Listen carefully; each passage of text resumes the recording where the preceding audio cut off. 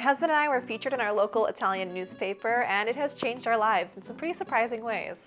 My name's Kristina, and me and my husband Paul bought a 23,000 euro fixer-upper of a lake house here in the north of Italy. We started documenting our renovation process on social media, which invited a little bit of press. We were featured in Newsweek and Business Insider and Daily Mail, but that didn't really mean anything until we were featured in the local newspaper. So we live in the province of Brescia, and a journalist from the Giornale di Brescia reached out to us asking if we wouldn't mind being featured in an article about our move and our renovation, to which of course we said yes. I did not expect this to do anything really. It's a hyper-local newspaper, but what I quickly learned after the article was released is Italians read the local news. So she asked us a few questions about our renovation project and why we moved here. I think our story was appealing for people in our community and people in the wider area because I'm American, my husband's British, and us kind of leaving these countries and deciding to move to small town Italy is almost like the inverse of what is perceived to be the American dream. Especially because we chose to live in this tiny, tiny village, which even locally doesn't get a lot of good press. When we first bought our house in Tolline, in our village, one of the things that we get asked a lot is, why would you choose there?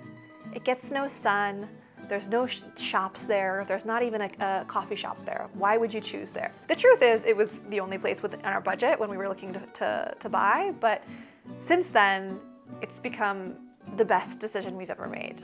We truly, truly fell in love with this community, and I feel like I can't say enough good things about it. When the journalist was interviewing me, she asked me, why did you choose this place? And I said, it's the most beautiful place in the world, which became the tagline for the newspaper article, Tolline, in Italian, the most beautiful place in the world. And I think that struck a chord, or it was at least surprising to a lot of people who didn't think anything of Tolline, or if they thought anything of it, they didn't necessarily have positive associations with it.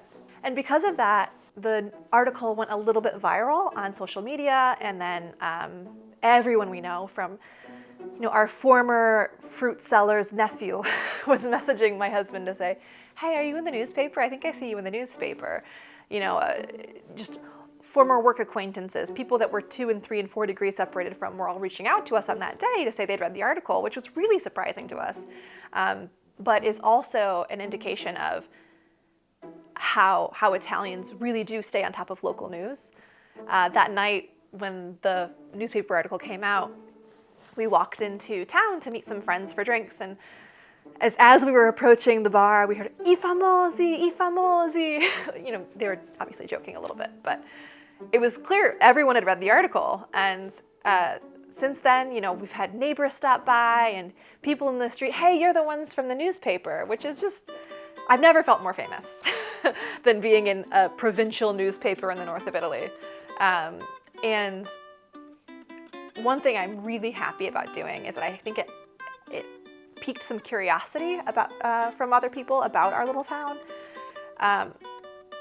It is truly the best place. And we do lose the sun for 2 months of the year, right? There is no place to get a coffee. These are true things about my village. But what is also very true is that the people in this community are the warmest, kindest, most welcoming people that I've met.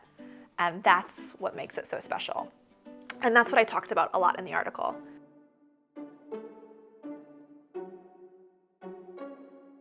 Every winter, the little communities around the lake and across Italy will do little Christmas markets. Our Christmas market, typically in previous years, has about 10 vendors. This year, we had 48 vendors, which one of my neighbors pointed to the article as being the reason that vendors started reaching out, wanting to be a part of our Christmas market after the article. And that just makes me so happy, because if I can do anything to give back to my community, I want to show people this place. I want to bring people here and really change their mind about it and show them how beautiful it is. And so during the Christmas market, we came, and I don't think our town has seen that many people in decades, if ever. Hundreds and hundreds and hundreds of people descended on our little village, and there were so many stalls that we didn't have space for all of them. So our neighbors were opening up their cellars, opening up their courtyards, opening up their backyards, so that vendors could set up, because we just didn't have space in the village. So it ended up being this really beautiful event where you're kind of walking through the old town and into people's cantinas, into people's gardens, and yeah, it felt really special. I also, on my social media, started getting a lot more local followers and people reaching out to me saying that they'd read the article and, you know, they were really interested in our project. I've had local businesses reach out to me, inviting me. I had a local vineyard owner reach out to me, inviting me to come take a tour and a tasting. It's just been, yeah, I've never felt more famous. One thing that I didn't expect was that the impact of this article would be sort of long-lasting. I expected, oh, you know, we were in the newspaper this week, everyone's gonna forget about it next week. But I'm still meeting people who are talking to me about the article. I'm still meeting people reaching out to me about the article. And it feels like this kind of gateway has been opened for me to continue to invest more in the community, integrate more in the community, meet more people, and I'm really optimistic about what the future holds. I'd say on a personal level, the biggest impact that this article had for me is I feel like my neighbors understand us more. We're still learning Italian, and I don't feel like I've really been able to communicate our story to our community, how much it means to us, how much we love it here, and where we came from and why we made this decision. The article was able to do that for me in Italian. So I felt so much more integrated into the community afterwards. I had, you know, loads of neighbors stopping me in the street. Oh, I read the article. It was so beautiful. It was so beautiful what you said. You know, stop by for a coffee sometime. I feel like that article was sort of my love letter to my community, and it was received very well. And I feel that much more accepted by the community because of that. Okay, I just want to show you guys something that one of my neighbors gifted us. It is a printed and framed copy of the news article from the Giornale di Brescia. It's printed in quite high quality, so we can have this forever. We'll hang it up in our house once it's finished. We are all just so grateful for this community and the little effect that this article's had on our lives here.